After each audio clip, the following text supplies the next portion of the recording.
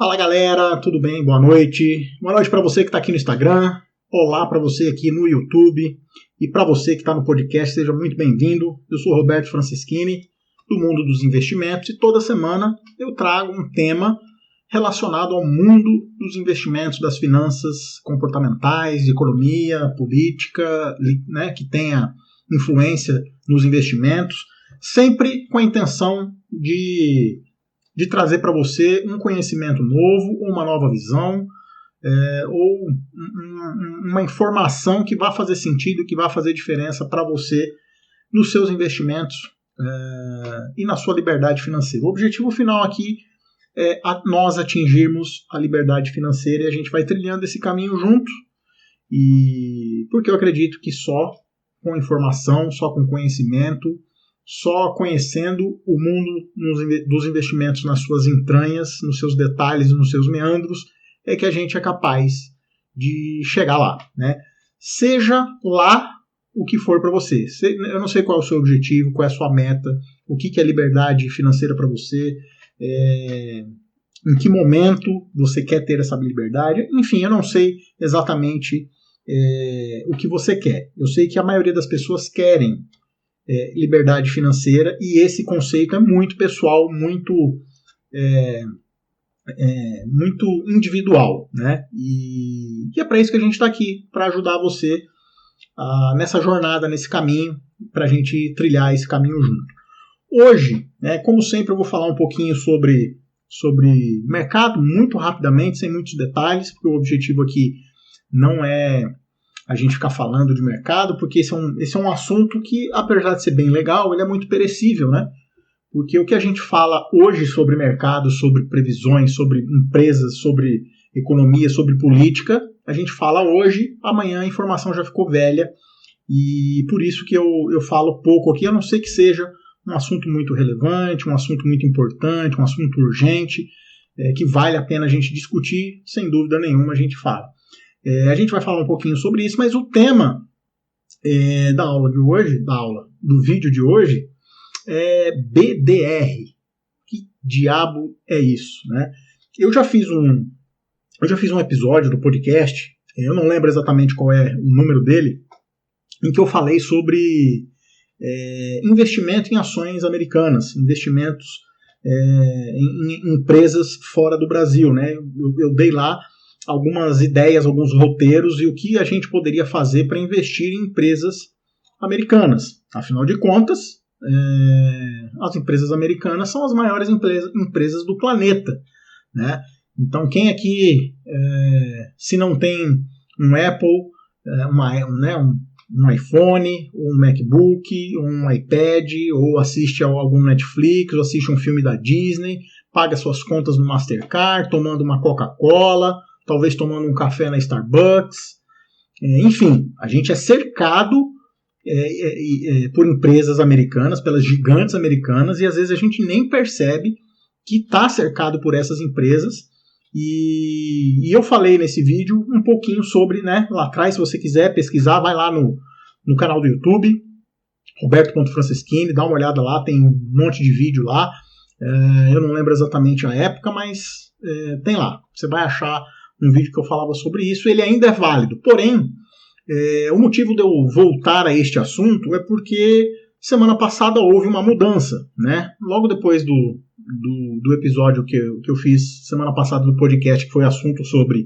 ouro, como investir em ouro, houve uma mudança de normas, uma mudança de regras, uma mudança de lei, por que não dizer, apesar de não ser lei, ser uma regulamentação, uma norma, da CVM, que é a Comissão de Valores Mobiliários, que é a xerife do mercado financeiro aqui no Brasil. Ela fez uma mudança que vai permitir que qualquer investidor neste Brasilzão de meu Deus possa comprar ações americanas de maneira muito simples, muito rápida, assim como nós compramos ações de empresas brasileiras. E é sobre isso que eu vou falar um pouquinho hoje. O que são BDRs, como elas funcionam, quais são as vantagens, como investir, enfim. Acredito também que vai ser um assunto breve, porque não é um assunto complexo, apesar de de parecer complexo, não é nada complexo, nada difícil, muito pelo contrário, é simples, basta você ter um pouquinho de noção já prévia de mercado de ações que você vai entender perfeitamente. Então vamos lá. Você, obviamente, eu não sei se você sabia ou não, mas sempre foi possível nós investirmos em empresas americanas. Antes disso, antes de entrar no tema, eu prometi falar um pouquinho sobre mercado. E hoje é um dia importante. Por que é um dia importante? Porque hoje é 17 de agosto, uma segunda-feira. Aliás, se você quiser acompanhar a gravação do podcast, que vai ao ar toda quarta-feira, às 8h30 da manhã, eu gravo esse podcast na segunda, né, e transmito a gravação dele aqui no Instagram. Então, se você quiser falar comigo, mandar pergunta, trocar ideia, vai lá no Instagram toda segunda às 8 da noite, me encontra lá na live, que a gente vai ter chance de interagir, tá bom? Então, hoje é um dia importante. Por quê? Porque hoje o mercado perdeu os 100 mil pontos. Eu também fiz um post algumas semanas atrás. Assim que o mercado rompeu os 100 mil pontos para cima, eu fiz um vídeo, né, um episódio falando sobre será que o Ibovespa rompeu para valer os 100 mil pontos? Será que realmente a gente agora vai ver um movimento de alta? Enfim, discutimos bastante esse assunto lá. E hoje, e depois de semanas, né, acho que mais de mês, o mercado ficou ali flutuando, foi lá, beirou os 105 mil pontos, 104, ficou ali cozinhando o galo, como a gente diz, e hoje voltou a fechar abaixo dos 100 mil pontos, 99.595, se não estiver ruim de memória, né? O que isso significa na prática? Significa que, cara, não tá com aquela confiança toda. Óbvio, hoje foi um dia atípico, um dia de vencimento de opções, de ações, que um dia a gente pode falar um pouquinho mais sobre isso, mas basicamente são vencimentos de opções sobre ações, que vencem, né, sempre mais perto do dia na segunda-feira, mais perto do dia 18, se não me engano é essa a regra, e isso faz com que o mercado ganhe muita volatilidade, porque pessoas que têm opções na sua carteira e que estão para vencer, elas precisam tomar alguma decisão. E muita gente estava vendido em put, né, que são opções de venda, e isso acabou obrigando algumas pessoas tendo que comprar ações para entregar e depois vender isso a mercado. Enfim, um movimento meio técnico que a gente pode falar sobre eles depois. Mas hoje foi um dia meio atípico, né? Mas a queda não se deu apenas por conta disso. A gente está vivendo um momento de muita instabilidade política internamente, instabilidade geopolítica, né, com Estados Unidos e China, instabilidade econômica mundial por conta do coronavírus, incertezas sobre o que vem pela frente, e, se não bastasse, nós temos os nossos problemas internos, os nossos problemas aqui em casa. E aqui o que está rolando é uma... Eu não sei como adjetivar o que está acontecendo aqui com o ministro Paulo Guedes, mas eu não sei se ele está sendo frito, eu não sei se ele está sendo frito pelo governo ou se ele está se fritando de propósito, mas o fato é que a relação já não está legal,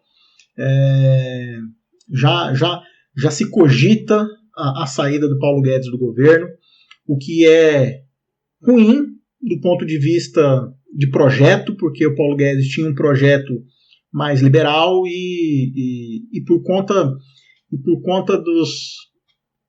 do andar da carruagem, esse projeto liberal, por várias razões, não é exatamente o mesmo projeto do governo federal. Então, claro que Paulo Guedes não é um santo, ele também talvez não soube lidar com o mundo político, não soube interagir com a política e fazer com que as suas ideias fossem aceitas e levadas adiante, mas fato é que essa hipótese está sendo levantada e a gente sabe que quando essa conversinha começa é porque o processo de saída já começou, né? Então, o que acontece? Começa a se dizer muito sobre a saída do fulano, a saída do Beltrano e tal. A equipe econômica do Paulo Guedes está sendo desmanchada, e não por ele, mas as próprias pessoas têm pedido para sair da equipe por não verem mais condições de tocarem o projeto que elas foram para o qual elas foram lá colocadas, né? Então as pessoas, o primeiro escalão econômico escolhido pelo Paulo Guedes, pessoas de confiança do Paulo Guedes, estavam lá sem conseguir exercer aquilo pelo qual eles foram contratados, vamos chamar assim, né? E o Paulo Guedes está se isolando, o governo, né, na figura do presidente, tem demonstrado cada vez mais uma vontade de dar uma rompida nos pilares liberais, aumentar o teto de gasto, diminuir a responsabilidade com os gastos. Isso é muito ruim do ponto de vista econômico, do ponto de vista para o futuro, né? Então, o mercado óbvio, o mercado não gosta de incerteza, não gosta de mudança de rumo no meio do caminho, a não ser que o rumo esteja muito ruim e aí uma mudança venha para o bem. Cogita-se que o presidente do Banco Central seja o mais bem posicionado nesse ranking para substituir o ministro, mas fato é que isso nunca é bom, porque a gente não sabe quais serão as intenções do novo ministro, que equipe ele vai montar, se ele vai conseguir implementar o projeto dele, se ele vai flexibilizar demais os seus ideais em troca do cargo, né? Ou seja, olha, você vem aqui para o cargo, mas você vai ter que levar o projeto do governo adiante. Óbvio, o governo foi eleito para colocar os seus projetos em dia, mas a eleição foi feita com um discurso, com o Paulo Guedes encabeçando a agenda econômica. E agora, aí quase 2 anos de governo, o que a gente vê é que a gente já começa a vislumbrar as eleições de 2022. Como sempre aqui no Brasil, as eleições são muito antecipadas, os políticos trabalham em função das eleições, infelizmente. Então, fazer o certo é muito doloroso, cortar gastos é muito doloroso, é impopular, é benéfico no longo prazo? Mas é doloroso no curto prazo, não dá voto.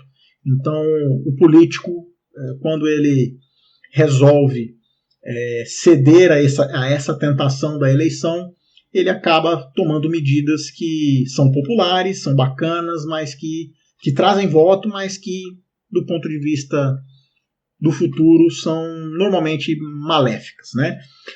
Enfim, o que tudo isso resume é que, se o governo federal realmente quiser flexibilizar, tiver uma agenda mais desenvolvimentista, quiser flexibilizar teto de gastos, enfim, para você não sabe, teto de gastos o governo não pode aumentar os seus gastos além da inflação do ano anterior. Então, não pode ficar gastando demais. Por quê? Porque já gasta mais do que arrecada. Então, se todo ano ficar gastando mais do que arrecada, você, nós sabemos o que acontece. Eu tenho uma frase, né, que eu gosto muito de usar nesse mundão aí, que é o seguinte: uma hora, né, numa festa, num bar ou num jantar, o garçom sempre traz a conta no final. Não tem jeito, né? Se você vai jantar, tá levando a galera para jantar, você pode se divertir, você pode beber, você pode rir, você pode consumir o que você quiser, mas no final o garçom vai trazer a conta. E você é capaz de pagar essa conta? Você vai ter dinheiro para pagar essa conta? Vai ser fácil? Você vai botar no cartão de crédito? O que o governo acaba fazendo, ele vai botando no cartão de crédito, aí chega a fatura, o governo tem o poder, né, de emitir mais títulos, ou seja, ele pega dinheiro emprestado para pagar a fatura, né, do cartão. Então é uma bola de neve, e uma hora essa bola de neve cai na cabeça de alguém, mata alguém. E esse alguém é sempre nós, o povo brasileiro, que acaba pagando a conta, seja em forma de recessão, seja em forma de desemprego, seja em forma de aumento de impostos, eu não sei qual é, mas essa é a fórmula perfeita para o povo, desculpa a expressão, se lascar de alguma maneira. Isso aqui não era para ser, e nem é uma análise política, é simplesmente análise dos fatos. Eu sei e você sabe que se você tomar as mesmas medidas e as mesmas atitudes que o governo vem tomando ao longo das últimas décadas, que é essa prática de gastar mais, não se preocupar com gasto, contratar mais, aumentar salário de todo mundo e tal, a gente sabe onde isso vai parar. É que o governo tem uma dimensão muito diferente da nossa vida, pessoa física, né?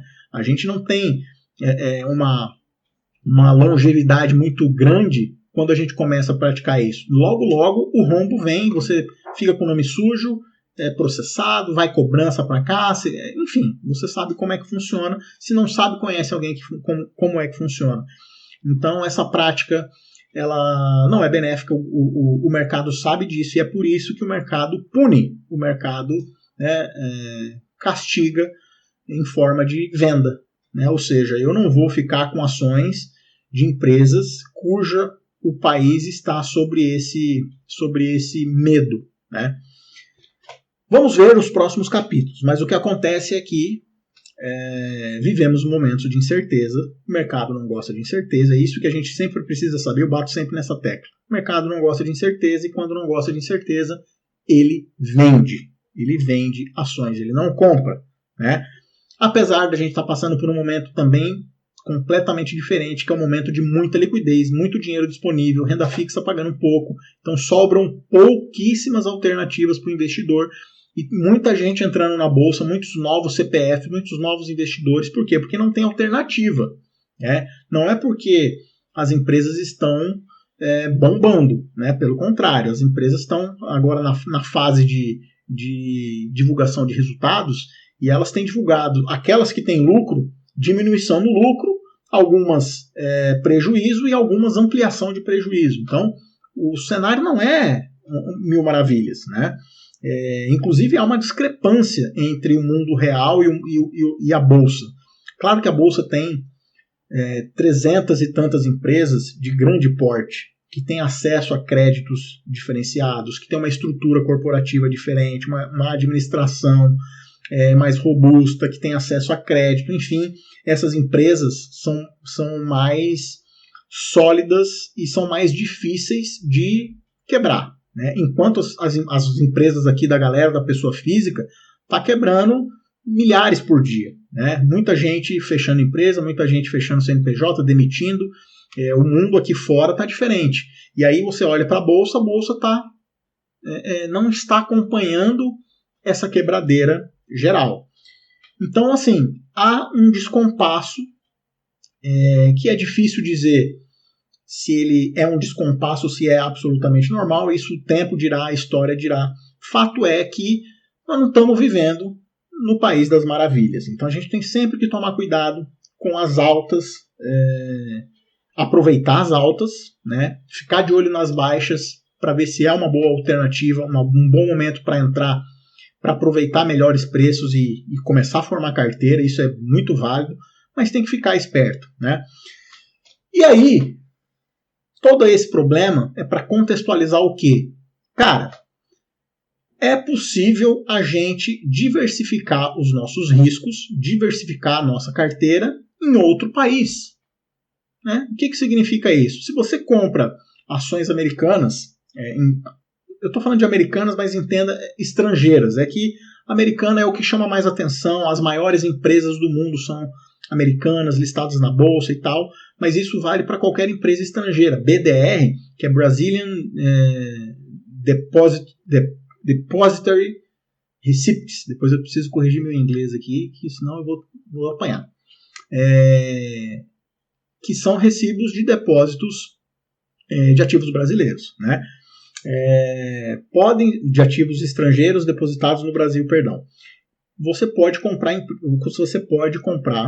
ações de qualquer empresa que estejam disponíveis, obviamente, aqui no Brasil, pelo seu home broker, né? Isso eu vou explicar como é que ficou mais simples agora. Por que era mais difícil e o que mudou para agora. Então, a gente pode diminuir o risco da nossa carteira do Bolsonaro, do Paulo Guedes, das eleições, do dólar, do Banco Central, enfim, a gente pode pegar um pedaço da nossa carteira e colocar em outro tipo de risco, em outra economia, em outra soberania. Né? No caso aqui, por exemplo, vamos usar como exemplo os Estados Unidos, que é a maior economia do mundo, o maior mercado de ações do mundo, o maior índice de ações do mundo, onde tem as maiores empresas do mundo. Então faz sentido, sim, a gente falar de BDR em ações americanas, apesar disso poder valer para qualquer empresa até fora, que não seja americana. Então, quando você compra uma ação americana, você está exposto aos riscos de lá, aos riscos globais que todos nós estamos expostos, né? Então, o Brasil, Estados Unidos, a Europa, né, a União Europeia, a Austrália, enfim, a Ásia, a Oceania, todos os países têm um risco em comum, né, que é o risco global. O que é o risco global? O coronavírus é um risco global, então ele atinge todo mundo ao mesmo tempo. Né? Uma guerra comercial entre China e Estados Unidos, apesar de ser uma briga bilateral, ele tem reflexos globais. Por quê? Porque são as duas maiores economias do mundo. Essas economias têm comércio com quase todos os países do planeta. Então, é um risco global. Algo que aconteça entre eles afeta todo mundo. Né? Agora, existem riscos locais. Né? A eleição presidencial no Brasil é um risco local. Né? Afeta a economia brasileira, as ações brasileiras. A demissão do Paulo Guedes afeta a economia brasileira, as ações brasileiras. Uma eleição americana já é um evento quase que global. Né? A tamanha é a importância e o tamanho dos Estados Unidos. Então, dependendo do presidente que é eleito ou reeleito lá, a conjuntura econômica global muda, porque um tem uma visão econômica diferente da outra, principalmente entre os partidos republicanos e democratas. Né? Eles têm visões econômicas diferentes, então dependendo de quem ganha ou de quem perde, a conjuntura muda. Então o que eu quero dizer é o seguinte: estar posicionado em ações americanas te possibilita diversificar o risco. Né? Então você não fica exposto só ao Brasil, que a gente fala, exposto ao Brasil. Por quê? Porque tudo que acontece aqui vai ser afetado diretamente nas suas ações. Então, assim, como que funciona os BDRs? Né? Os BDRs são negociados em bolsa, né? Assim como qualquer outra ação disponível. Então, uma ação do Google, do Facebook, da Amazon, da Disney, da Visa, do Mastercard, seja lá que empresa for, ela é negociada aqui no Brasil, assim como são negociadas Petro, Vale, Bradesco e Itaú. Você vai conseguir comprar isso através do seu home broker, da mesma forma que você já faz isso para as outras ações. Né? Hoje, aqui no Brasil, a gente tem, eu levantei esse número, deixa eu só dar uma olhada que eu já esqueci, 551 empresas estrangeiras listadas na Bolsa Brasileira. 551. É mais do que a Bovespa. A Bovespa, se eu não me engano, tem 330. É menos de 400, né?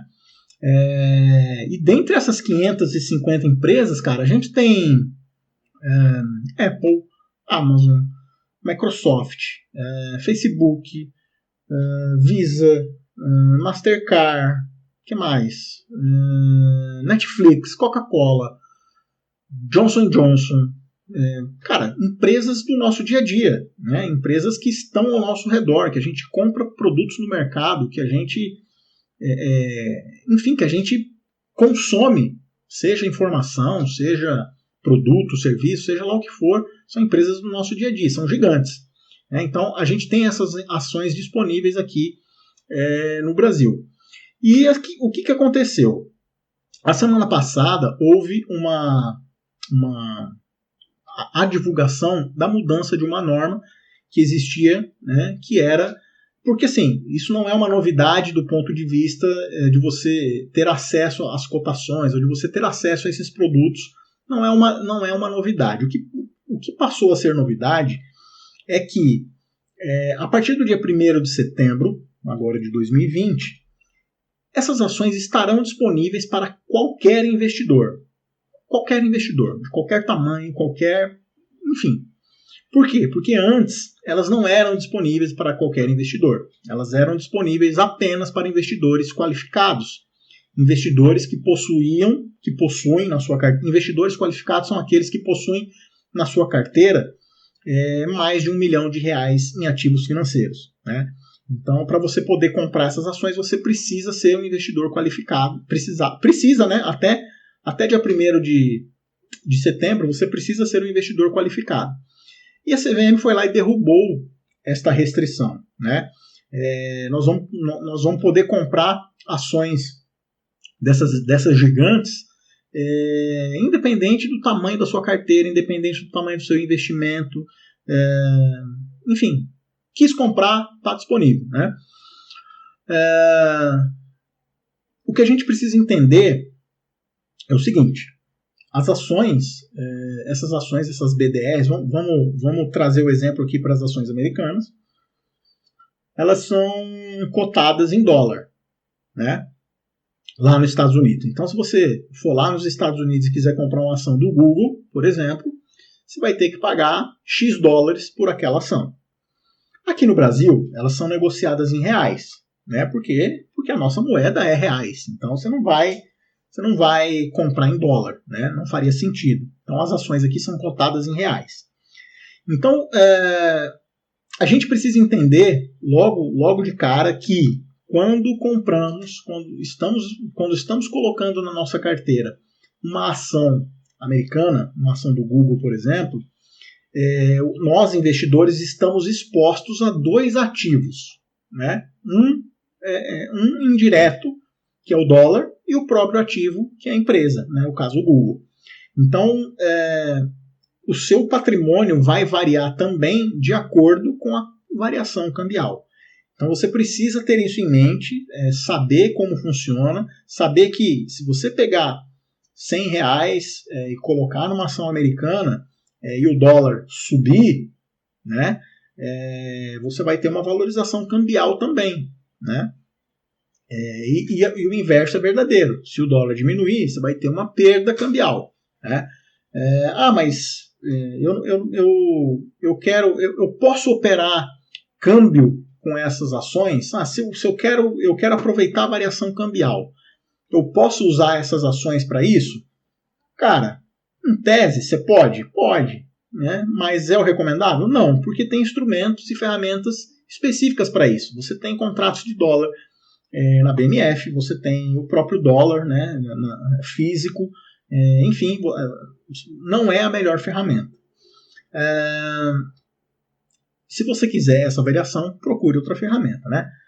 Agora, o que essa medida, o que essa nova norma vai trazer de bom, né, para o mercado? Primeiro, assim, de cara, é colocar mais gente nesse mercado, nos dar a possibilidade de acessar esse mercado, né? Vai aumentar demais a liquidez, né? O que é liquidez? É a facilidade de transformar um ativo em dinheiro vivo, né?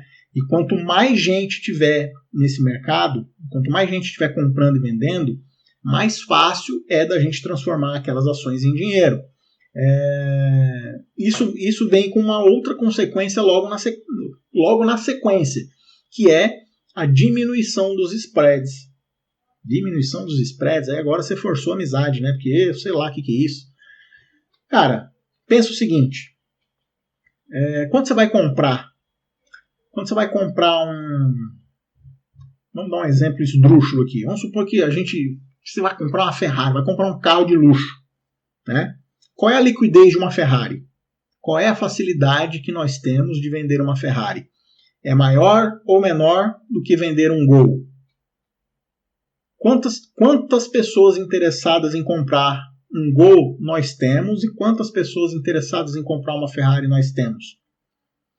Não que a Ferrari não seja boa, pelo contrário, ela é boa pra caramba, mas o preço dela é acessível a poucos. Então a liquidez dela é menor. Você tem um esforço de procurar por comprador é muito maior, né? Agora,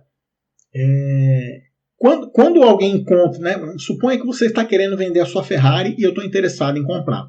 Você quer R$1 milhão na sua Ferrari e eu quero pagar R$800 mil na sua Ferrari. Então o spread entre a compra e a venda está de R$200 mil. Por quê? Porque você quer 1 milhão e eu quero pagar 800. E aí fica esse spread gigante. Agora imagina que que chegou um outro comprador interessado. Né? Chegou um outro comprador interessado. E aí ele sabe que tem outro cara na jogada que sou eu. Né? O que esse cara pode fazer? Ele pode ir lá e falar, não, eu vou oferecer 850. Vou diminuir esse spread. Né? E aí o vendedor já tem uma diminuição em 150 mil de diferença entre o que ele está pedindo e o comprador. Agora, se entra 10 caras interessados em comprar a Ferrari, né, se a demanda aumenta, esse spread vai diminuindo. Por quê? Porque eu quero comprar a Ferrari. Então, se o cara oferecer 850, eu vou oferecer 860, o outro 900, e assim esse spread vai diminuindo.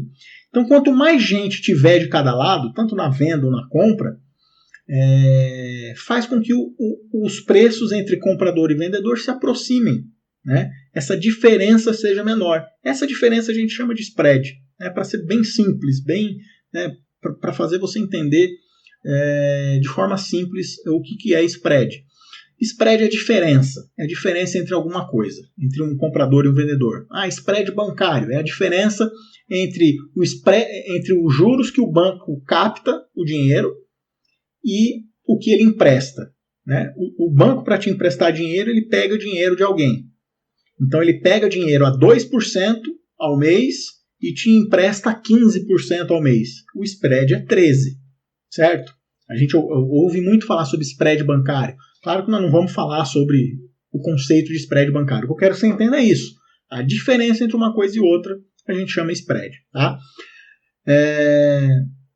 Vai aumentar a liquidez, vai diminuir o spread, vai aumentar a negociação. Só para vocês terem uma noção, eu também anotei um dado aqui. Está aqui. Até julho desse ano, o Facebook aqui no Brasil tinha negociado 95 milhões de reais. Ou seja, todos os negócios que rolou com as ações do Facebook aqui no Brasil tinha somado 95 milhões de reais. Só para você ter uma noção de diferença, de como esse mundo é absurdo, lá nos Estados Unidos, no mesmo período, as ações do Facebook movimentaram 186 bilhões de dólares. Uma diferença gritante. Né? Então, outra medida que vai fazer aumentar os negócios é que vai ser possível a gente comprar lotes padrão de 10 ações. Então, a maioria das ações do Ibovespa tem lote padrão de 100. Vai ser possível a gente comprar 10. Então você quer comprar 10 Facebook, 10 Itaú, 10 Amazon, 10 Google, é possível. Né? Então vai dar uma mexida nesse mercado, vai movimentar esse mercado e vai ser legal, vai ser muito legal, vai te dar essa possibilidade de participar, né, desse mundo, de ter acesso a essas empresas, e é por isso que eu achei legal da gente conversar. Por quê? Porque nós estamos aí há 13, 14 dias do início dessa fase, e você tem tempo de aprender um pouquinho mais, de conhecer mais, de saber quais são as empresas que estão lá listadas, o que te interessa, o que você, até de brincar, o que você investiria, enfim, para chegar no dia 1º você está afiado para fazer isso. E quais são, assim, para a gente finalizar, quais são as vantagens de se aplicar em BDRs, né, em ações estrangeiras, em ações americanas? Primeiro que a gente tem acesso ao maior mercado do planeta, ao maior mercado financeiro do planeta. Também anotei um dado aqui. O Bovespa tem menos de 340 empresas. Né? Nos Estados Unidos, só o índice SP500, como o próprio nome diz, tem listado no seu índice as 500 maiores ações dos Estados Unidos, as mais negociadas. As maiores e mais negociadas ações dos Estados Unidos. Então, só no índice deles lá, ele já tem mais ações que a nossa. Em valor de mercado, a diferença também é absurda. Aqui no Brasil, a soma até julho, né, a somatória do valor de mercado das empresas brasileiras, aqui listadas no Ibovespa, era de 0,8 trilhões de dólares. Nos Estados Unidos, esse número é de 29 trilhões de dólares. Né? Muitas vezes mais. Muitas vezes mais, não, 30 vezes mais, praticamente. Então é um mercado gigantesco, é um mercado muito mais maduro, é um mercado muito mais concorrido com as maiores empresas do planeta. Então você vai ter acesso a este mercado. Né? Seja você grande, pequeno, médio, você vai ter acesso a esse mercado da sua casa, do seu celular, sem precisar mandar dinheiro para fora. Né? E o ponto mais fundamental, que foi onde eu comecei, inclusive, o nosso bate-papo, é a diversificação. Né? Você não precisa ficar exposto apenas às ações brasileiras. Né? As ações ficarem expostas a mudanças políticas, mudanças econômicas internas, enfim, essa instabilidade que nós já estamos acostumados aqui no Brasil, que cada dia que passa é uma surpresa. Cada dia que passa, algo diferente pode acontecer e pode mudar tudo de uma hora para outra. É uma denúncia, é uma prisão, é uma declaração, seja do presidente, seja do ministro, enfim. É sempre uma bomba relógio prestes a explodir e a gente não precisa e nem deve ficar exposto única e exclusivamente a um mercado só. Quando eu falei lá no primeiro vídeo sobre isso, esse também foi um tópico que eu bati bastante em cima, a da diversificação. Olha, faz muito mais sentido. Além de você ter acesso às maiores e melhores empresas do planeta, você está diversificando a sua carteira, né? O que é muito bacana. Então, assim, a gente diminui o risco político, o risco econômico. Diminui não, a gente diversifica, dilui o risco político, o risco econômico interno, quando a gente opera e a gente se posiciona em ações americanas. E assim, ter acesso a todas as empresas do dia a dia, porque aqui no Brasil a gente já tem acesso, né? Você tem acesso à BRF, que você abre a geladeira, tem produtos da BRF, você vai no posto, tem produtos da Petrobras, você vai no banco, seja lá que banco for, no Itaú, no Bradesco, você acessa e tem possibilidade de ter ações. Você vai nas Casas Bahia, você pode ter ações. Você pode comprar um produto da Natura e ter ações, e assim sucessivamente. É muito legal a gente ter esse contato, né, com as empresas que estão na Bolsa. A gente pode ser acionista, né, a gente pode ser dono, a gente pode ganhar dividendos de ações que estão à nossa volta. Né? E agora você vai poder ter acesso a ações da Coca-Cola, ações da Netflix, ações da Disney, do filme que você assiste, da bebida que você toma, do relógio que você usa, do telefone que você fala, né? Enfim, de tudo que está à sua volta. Isso é muito legal. Então, é uma das principais vantagens que eu vejo. Então, para finalizar, começa a juntar uma graninha, começa a se preparar, começa a se aquecer, né? Se aquecer, porque dia 1º de setembro é o dia que todo mundo vai estar apto a investir nessas empresas. Guarda a graninha, faz o seu exercício aí de aprender um pouquinho mais. Se você tiver dúvida sobre esse assunto, quiser mandar um direct, vai lá no meu Instagram, roberto.francischini, manda o direct, faz a sua pergunta, vê o que você quer saber, faz sua sugestão, se você quiser um tema, alguma coisa diferente para as próximas lives ou para os próximos episódios do podcast, que eu atendo e olho para todo mundo, tá bom? Então vamos ingressar dia 1º de setembro, podemos ingressar num novo mundo dos investimentos. Um mundo que não era acessível a todos, um mundo que era acessível apenas à elite, apenas a uma parcela pequena dos investidores, e agora você aí do seu celular, seu home broker, seja lá onde você estiver, você vai poder ter acesso a essas empresas. Então isso é muito legal. Esse foi o meu recado de hoje. Espero que tenha feito sentido. Se não fez sentido, manda mensagem. Se fez sentido, manda mensagem também. Deixe o seu joinha no vídeo, deixe o seu like. me manda a sua pergunta, a sua dúvida, a sua sugestão, que eu estou aqui sempre para ajudar a gente a conquistar esse mundo dos investimentos o quanto antes, para que a liberdade financeira chegue para todo mundo também o quanto antes, beleza? Grande abraço para você, uma ótima semana e até segunda-feira que vem para você que estiver aqui no Instagram e para você que está no podcast, até quarta-feira que vem a gente se vê por aqui. Valeu, tchau, tchau.